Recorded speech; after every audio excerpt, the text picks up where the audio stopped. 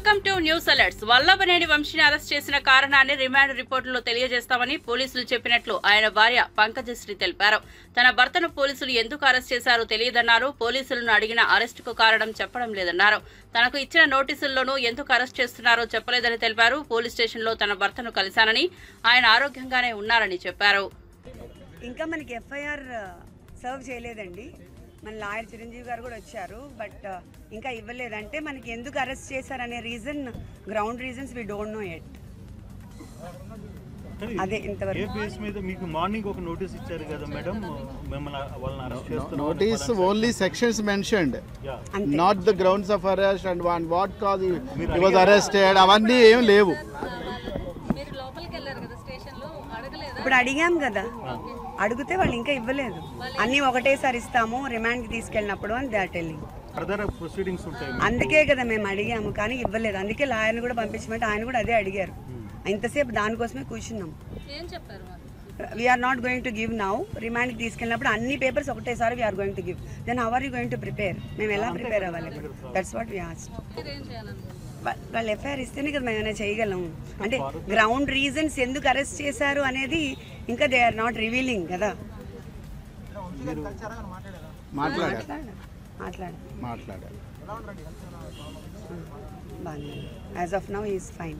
అంటే మీరు legal proceeding పోవడానికి ఫర్దర్గా మీకు ఇప్పుడు without FIR you can't go. We can't go. So అటువంటి సందర్భంలో అదే మనం చెప్తాం అక్కడ. We can't tell anything. మీరు మేజిస్ట్రేట్ ముందు మీరు చెప్పే అవకాశం ఉంటుందని అనుకుంటున్నారు. ఆయన చెప్తారు, ఇంకా మనకి ఎట్లా అవకాశం ఉంటుంది? ఇప్పుడు మనకి ఎఫ్ఐఆర్ ఇవ్వనప్పుడు, సర్వ్ చేయనప్పుడు, బట్ మన చేతులు ఏమి ఉండదు కదా. We can't I mean proceed further. Everything ఏం అర్థం అవ్వట్లేదు. గన్నవరం వంశీ పాపాల పుట్ట బద్దలైందని మాజీ మంత్రి దేవినేని ఉమామహేశ్వరరావు అన్నారు. పెద్ద సైకో జగన్ డైరెక్షన్ లో వ్యవహరించిన చిన్న సైకో వంశీ కటకటాల పాలయ్యాడని తెలిపారు. ఫిర్యాదుదారుడినే కిడ్నాప్ చేసి తప్పుడు సాక్ష్యాలు చెప్పించి చట్టాన్ని కించపరిచారని ధ్వజమెత్తారు. వంశీ అరెస్టు సమయంలో గదిలోకి వెళ్లి తలుపులేసుకుని ఎవరెవరితో ఫోన్ మాట్లాడాలో కాల్ డేటా బయట పెట్టాలని డిమాండ్ చేశారు. వంశీతో పాటు కొడాలి నాని, పేర్ని నాని లాంటి వాళ్ళు జైలుకెళ్లే సమయం దగ్గర పడిందని వెల్లడించారు. బొత్సల అర్జునుడు గన్నవరం ఇన్ఛార్జిగా పనిచేస్తూ ఉన్న సమయంలో చావు బతుకుల్లో హాస్పిటల్లో ఉన్న సమయంలో ఈ సైకో బ్లేడ్ బ్యాచ్ వైసీపీ నాయకులతో వందలాది మంది వైసీపీ సైకో బ్యాచ్తో గన్నవరం పార్టీ కార్యాలయం మీద దాడి చేయించటమే కాకుండా దగ్గరుండి కార్లు తగలబెట్టించి ఆఫీసును తగలబెట్టి ఎన్ని అరాచకాలకు పాల్పడ్డారు, ఎంత అరాచకానికి పాల్పడ్డారు.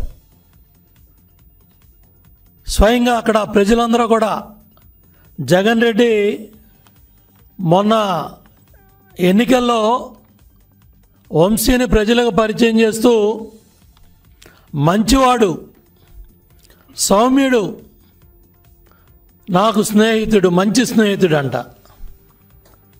33,000తో ప్రజలు ఓడించారు. అన్నం పెట్టిన పార్టీ, కన్న తల్లి లాంటి పార్టీ విజయవాడ పార్లమెంట్లో ఓడిపోతే నీకు రాజకీయ భిక్ష పెట్టి గన్నవరంలో తెలుగుదేశం పార్టీ కార్యకర్తల, నాయకుల కష్టంతో, శ్రమతో గెలిచి 2 సార్లు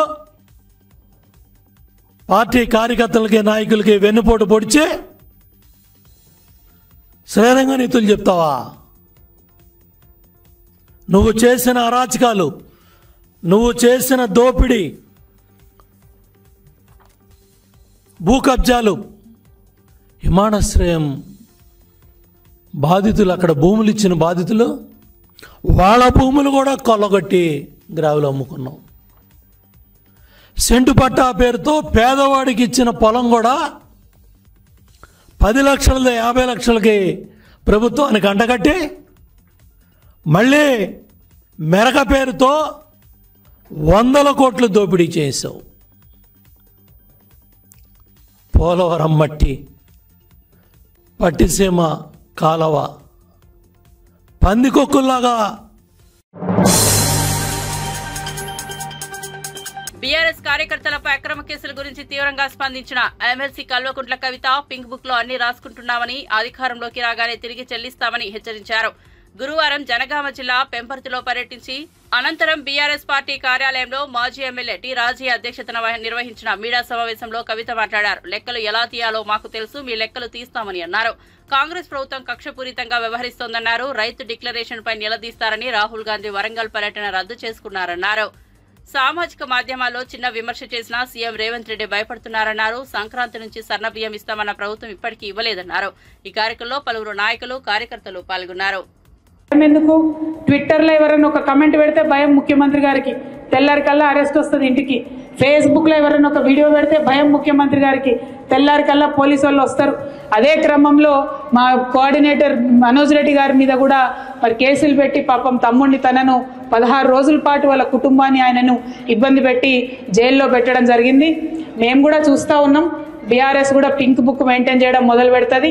ఇబ్బంది పడద్దు, ఇంతకింత తిరిగి చెల్లిస్తామని కూడా మీకు తెలియజేస్తా ఉన్నాం. మీ రాహుల్ గాంధీ ఏమో పాకెట్లో రాజ్యాంగం పట్టుకొని తిరుగుతాడు, ఇక్కడ రేవంత్ రెడ్డి గారేమో రాజ్యాంగాన్ని కాల రాసి అక్రమ కేసులు పెట్టుకుంటా తిరుగుతాడు. చూస్తూ ఉన్నాం. డెఫినెట్గా లెక్కలు మేము కూడా పెట్టుకుంటాం. మాకు జయశంకర్ సార్ నేర్పించిండు లెక్కలు ఎట్లా రాయాలనో, ఎట్లా ఉద్యమాలు చేయాలనో. ఇప్పుడు మా మీద అక్రమ కేసులు పెడుతున్నారు. మా కార్యకర్తలను కాపాడుకుంటూనే మీ లెక్కలు కూడా తీసి ఇంతకింత మేము అధికారంలోకి వచ్చినాక తప్పకుండా తిరిగి చెల్లిస్తామని ఈ ప్రభుత్వానికి హెచ్చరిక చేస్తూ మరి కార్యకర్తలందరి పక్షాన బీఆర్ఎస్ పార్టీ నిలబడి ఉంటుందని చెప్పి మీకు మరొక మారు భరోసా ఇస్తూ థ్యాంక్ యూ. జై తెలంగాణ, జై కేసీఆర్, కేసీఆర్ గారి నాయకత్వం, జై బీఆర్ఎస్, జై బీఆర్ఎస్. జై బీఆర్ఎస్ అంటే జై జై బీఆర్ఎస్ అనాలి, జై కేసీఆర్ అంటే జై జై.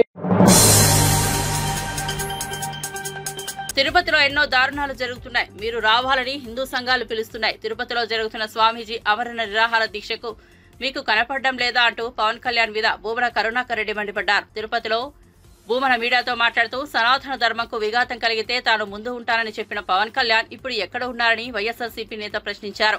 తిరుమలలో ప్రైవేట్ హోటల్కు అనుమతులు ఇవ్వడంపై హిందూ సంఘాలు పోరాటం చేస్తున్నా పవన్ మౌనంగా ఉండటంపై భూమన మండిపడ్డారు. అలాగే కేరళలో తిరుమల లడ్డూపై పవన్ చేసిన వ్యాఖ్యలపై అభ్యంతరాలు వ్యక్తం చేశారు.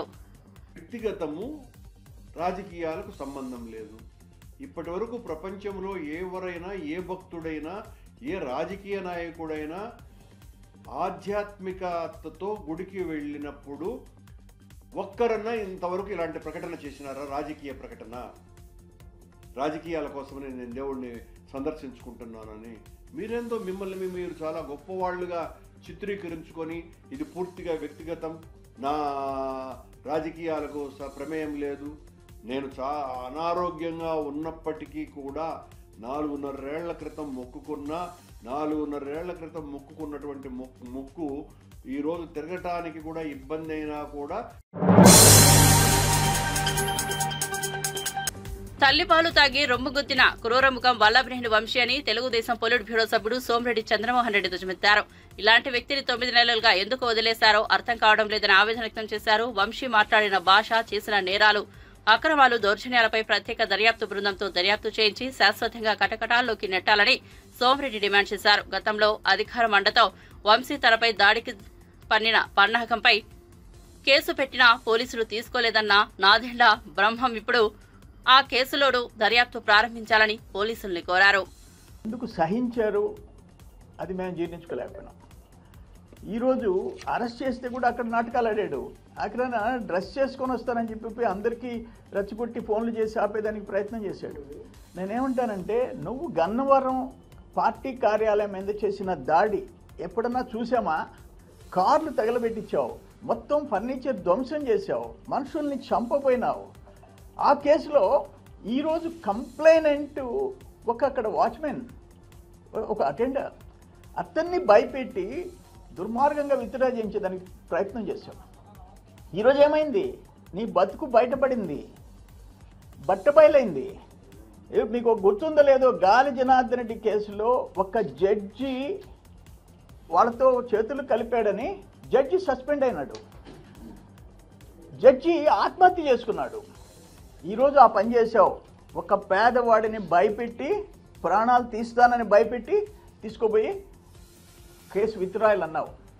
ఏమైపోయింది ఈరోజు? నేనేమంటానంటే ఒకటి కాదు నువ్వు చేసిన పని,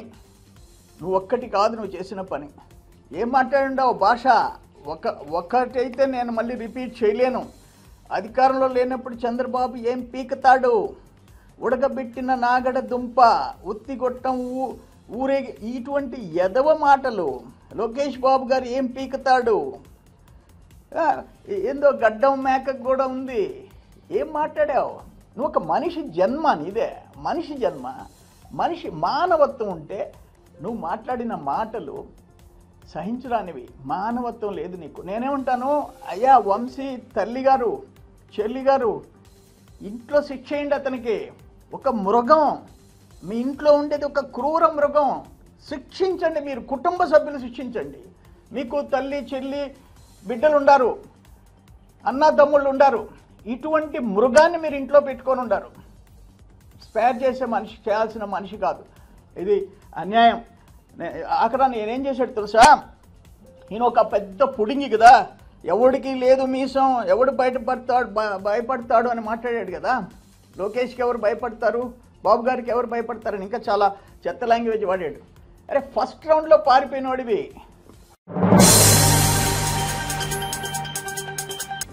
ధన మాన ప్రాణాలను రక్షించాల్సిన వారే చీడ పురుగుల్లా తయారయ్యారని, నాయకుడు మంచోడైతే సమాజానికి మంచి జరుగుతుందని గన్నవరం ఎమ్మెల్యే యార్లగడ్డ వెంకట్రావు అన్నారు.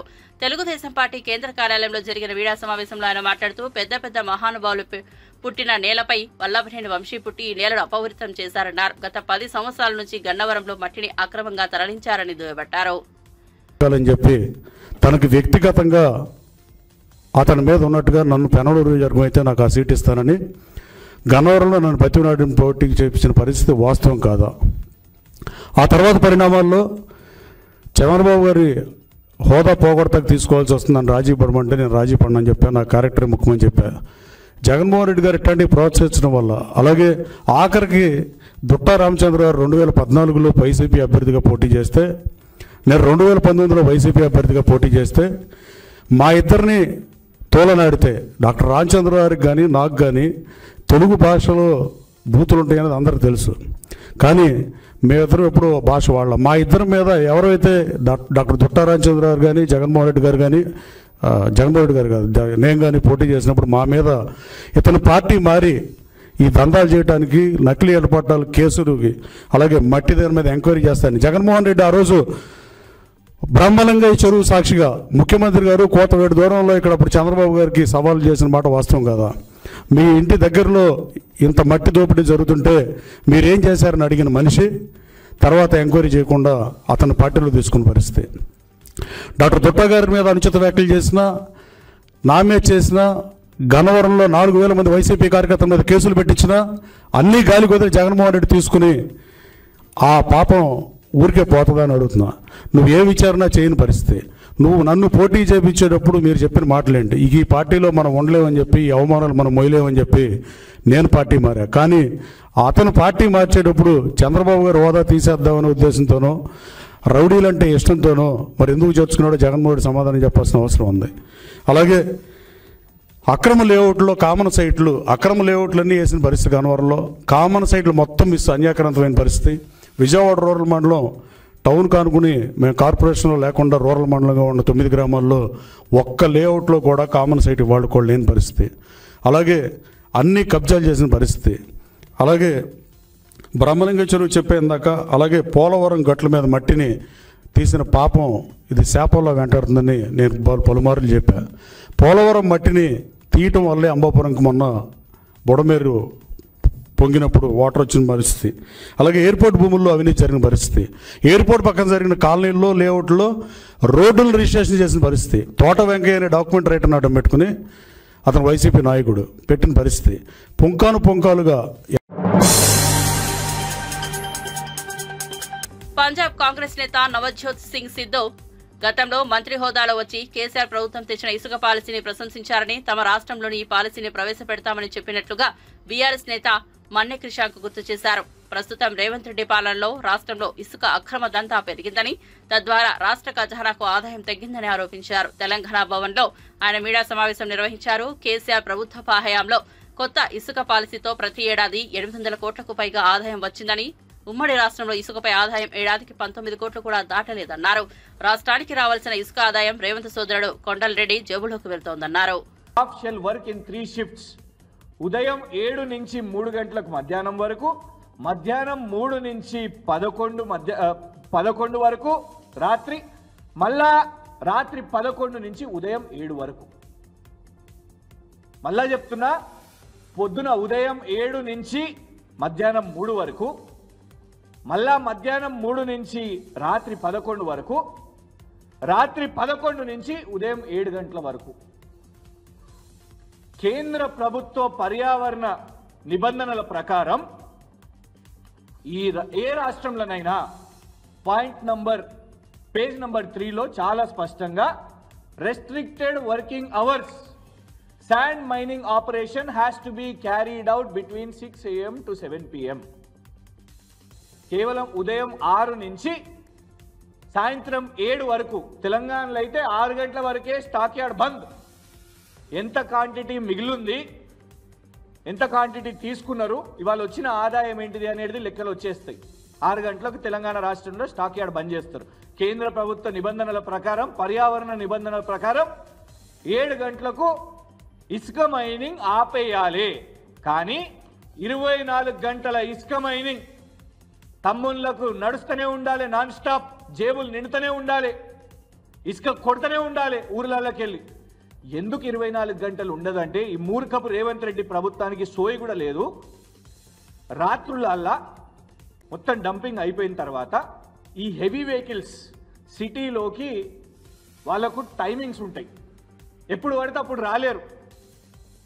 రాత్రి మొత్తం లోడింగ్ 6 o'clockకి లోడింగ్ అవన్నీ కంప్లీట్ చేసుకొని, లోడింగ్ అయిపోయిన తర్వాత రాత్రి మీరు గమనిస్తే ఇసుక లారీలు రవాణా అవుతాయి. ఎందుకంటే ఉదయం స్కూళ్ళు ఉంటాయి, ఆఫీసులకు పోయే వాళ్ళు ఉంటారు, ఊర్లలో కూడా గ్రామాలల్లో మండల హెడ్ క్వార్టర్లల్లో స్కూళ్ళకు పోయేది ఉంటుంది. కాబట్టి ఎప్పుడు పడితే అప్పుడు ఇసుక లారీలు తిరగలేవు, దానికి రెస్ట్రిక్షన్స్ ఉంటాయి. నగరానికి కూడా వచ్చే టైం తర్వాత పొద్దున ఒక్కసారి మనకు ఆ డే టైం అయినాక మనకు కనబడవు. అందుకే మీరు ఒక్కొక్కసారి మీరు చూస్తే హైవేలలో లారీలు ఆపుకొని పార్క్ చేసుకొని అక్కడ లారీ డ్రైవర్లు పడుకొని మళ్ళీ తర్వాత సక్రమంగా టైం. కానీ నువ్వు ఇవన్నీ పట్టించుకోకుండా తమ పార్టీ నేత వల్లభనేని వంశీని ఎందుకు అరెస్టు చేశారో అర్థం కావడం లేదని, దీనిపై దిగ్భ్రాంతికి గురయ్యామని వైసీపీ నేత అంబటి రాంబాబు అన్నారు. వల్లభనేని వంశీ 1-2 కేసులో ముద్దాయిగా ఉన్నారని ఆయన పేర్కొన్నారు. గతంలో గన్నవరం తెలుగుదేశం పార్టీ కార్యాలయంపై దాడి కేసులో కూడా ముద్దాయిగా ఉన్నారని తెలిపారు. ఆ కేసులో ఆయన కోర్టుకు వెళ్లి ముందస్తు బెయిల్ తెచ్చుకున్నారని తెలిపారు.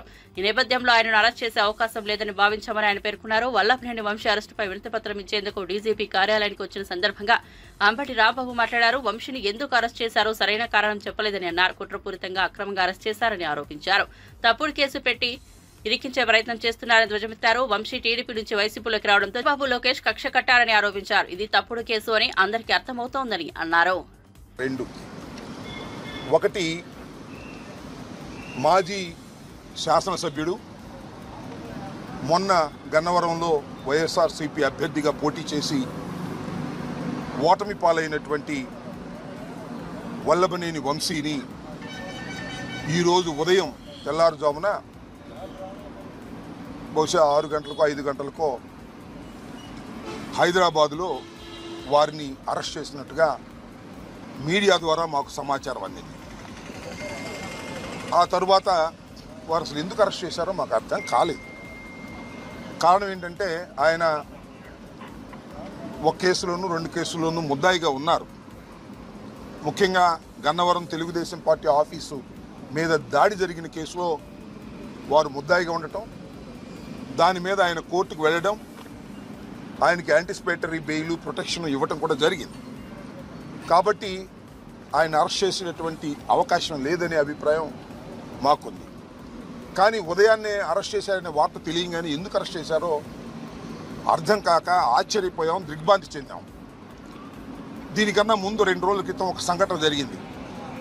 అదేమిటంటే ఈ వల్లభనేని వంశీ గారి మీద, వైసీపీ కార్యకర్తల మీద తెలుగుదేశం పార్టీ ఆఫీస్ మీద దాడి జరిగిందని ఏదైతే 2022లో కంప్లైంట్ ఇచ్చారో ఆ కంప్లైంట్ ఇచ్చినటువంటి వ్యక్తి సత్యవర్ధన్ అనే వ్యక్తి మొన్న హఠాత్తుగా కోర్టు వారి దగ్గరికి వెళ్ళి పబ్లిక్ కోర్టులో మ్యాజిస్ట్రేట్ ముందు ఆయన ప్రాసిక్యూషన్ చెప్పేదంతా అబద్ధమని, తానిచ్చిన కంప్లైంట్ అది కంప్లైంట్ రూపంలో ఇవ్వలేదని, కేవలం ఏదో సాక్షి సంతకం పెట్టమంటే నేను వెళ్ళాని, వెళితే వారేదో రాసుకుని సంతకం పెట్టారనే విషయాన్ని గౌరవ న్యాయస్థానం ముందు చెప్పారు. ఇక్కడ బయట చెప్పింది కాదు. చెప్పిన తర్వాత ఒక్కసారిగా తెలుగుదేశం పార్టీ ఆశ్చర్యపోయింది. అరే, మనం చేసినటువంటి తప్పు తెలుసుకున్నారు, మనం దొంగ కేసు పెట్టించామనే విషయం తెలుసు. సినీ నటుడు రాజ్ తరుణ్ ఆయన తల్లిదండ్రులకు మనస్ఫూర్తిగా క్షమాపణలు చెబుతున్నానని లావణ్య తెలిపారు. మస్తాన్ బాయ్ అతని తల్లిదండ్రులు ఉద్దేశపూర్వకంగానే తనపై అక్రమ కేసులు బనాయిస్తున్నారని ఆరోపించారు. హైదరాబాద్ లో మీడియా సమావేశం ఏర్పాటు చేసి మాట్లాడారు. రాజ్ తరుణ్ తనను ప్రేమించి మోసం చేశారంటూ లావణ్య గతంలో పోలీసులకు ఫిర్యాదు చేసిన విషయం తెలిసిందే. అప్పటి నుంచి ఈ వివాదంలో పలు కీలక మలుపులు చోటు చేసుకున్నాయి. వాడు అని కాదు, చెప్పుడు మాటలు విని అందులో మస్తాన్ గురించి అప్పటికి నిజాలు బయట పెట్టలేక సతమతం అవుతూ నలిగిపోయాను. నేను ఈ రోజున 2 సంవత్సరాల తర్వాత నేను మస్తాన్ సాయిది ఏంటి అని బయటికి చూపించి పెట్టగలిగాను. ఈ ప్రాసెస్లో నాకు సహాయం చేసిన మీడియా వాళ్ళందరికీ థ్యాంక్స్. అండ్ ఎవరైనా మనసు నొప్పించి ఉంటే క్షమించండి. ఇప్పటితో ఈ గొడవని, ఇష్యూస్ని అన్నీ వదిలేద్దాం అనుకుంటున్నాను. ఎటువంటి ఏదున్నా సరే మస్తాన్ సాయి పైన ఉన్నటువంటి కేసులు నేను లీగల్గా ఫైట్ చేసుకుంటాను, కోర్టులో చూసుకుంటానండి. దయచేసి ఇంకా ఎటువంటి యూట్యూబ్ ఛానల్స్లో కూడా నేను నా సెల్ఫ్ కన్ఫెస్ చేసుకున్న తర్వాత కూడా యూట్యూబ్ ఛానల్లో లావణ్య అలాంటిది అని ఆడియో కాల్స్ తీసుకొచ్చి బయట పెడుతున్నారు. మస్తాన్ సాయి హార్డ్ డిస్క్ లేదా ఎవిడెన్సెస్ కలెక్ట్ చేసుకునే ప్రాసెస్లో నేను ఏదైనా చేసి ఉండొచ్చు. బట్ నా మెయిన్ కారణం మస్తాన్ సాయిది బస్ చేయడమే. అతను వీడియోస్ ఎందుకు చేస్తున్నాడో, ఆ వీడియోస్ చేయగల ప్రధాన కారణం ఏంటి, అవి ఎక్కడ అప్లోడ్ అవుతున్నాయి, రెడ్ ప్లే యాప్ ఏంటి, రెడ్ ప్లే యాప్లో అతను ఇలా ప్రైవేట్గా తీసిన వీడియోస్ అన్ని అందులో ఎందుకు అప్లోడ్ చేస్తున్నాడు, మెయిన్ అది బయటికి రావాల్సింది పోయి మళ్ళీ తిరిగి ఇందులో లావణ్య చుట్టే తిరుగుతుంది.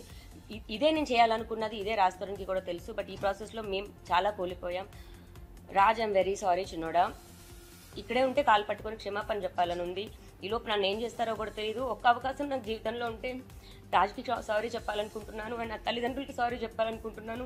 పడకూడని మాటలన్నీ పడ్డారు, నిందలు నాతో పాటుగా నా తల్లిదండ్రులన్నీ పడ్డారు. నేను వేరొక ఆలోచనతో లేదా డబ్బులు తీసుకోవాలన్న ఉద్దేశమో, ఎటువంటి చెడు ఉద్దేశంతో నేను ఈ పని చేయలేదు. ఆడపిల్లలకి ప్రతి ఒక్క అమ్మాయికి స్టాండ్ తీసుకున్నాను. వెనకున్న అమ్మాయిల గురించి నాకు తెలియదు. ఫ్యూచర్లో ఏ ఒక్క ఆడపిల్ల నాలాగా అవ్వకూడదు అనే ఒకే ఒక్క కారణంతో నేను స్టాండ్ తీసుకున్నాను. థ్యాంక్స్ అండి. Mastan Sai case 376 last year 2023లో అయిందండి. నేను రాజ్ తరుణ్ది ఈ ఇయర్ పెట్టుకున్నాను కేవలం ఇంట్లో నుంచి అతను వెళ్ళిపోయాడని. ఇంట్లో నుంచి వెళ్ళిపోవడానికి ప్రధాన కారణం అంటే అతనికి మస్తాన్ సాయి వీడియోస్ ఇదంతా తెలిసినప్పటికీ డ్రగ్ కేసు అని ఒక్కటి రావడంతో రాజ్ తరుణ్ వెళ్ళిపోయాడు. సో ఆ ఒక్క కేసుది మాత్రమే నాకు నిజం ఏంటని తెలిసింది, అది రాజ్ తరుణ్ కాదు అని తెలిసింది. రాజ్ తరుణ్ పైన తీసుకుంటున్నాను. మస్తాన్ సాయి పైన పెట్టిన కేసు తర్వాతే మా జీవితాలన్నీ ఇన్ని అయ్యాయి, ఇన్ని తప్పుడు కేసులు వచ్చాయి. ఇవన్నీ నేను కోర్టులోనే చూసుకుంటాను. చివరిగా కోర్టు ఏ శిక్ష విధిస్తే అది ఆఖరికి నాతో అయినా సరే నేను రెడీగా ఉన్నాను. రాజ్ తరుణ్ మల్హోత్రాతో ఉండి నన్ను వదిలేశాడు, దూరం అవుతున్నాడు అన్న మాటలే నేను నమ్మాను అండి. ఎందుకంటే ప్రిజన్లో నేను ఉన్నప్పుడు బయట ఏం జరుగుతుందో నాకు తెలియదు. నేను బయటకు వచ్చేసరికి రాజ్ లేకపోవడంతో నాకు కొన్ని ఫోటోలు చూపించడంతో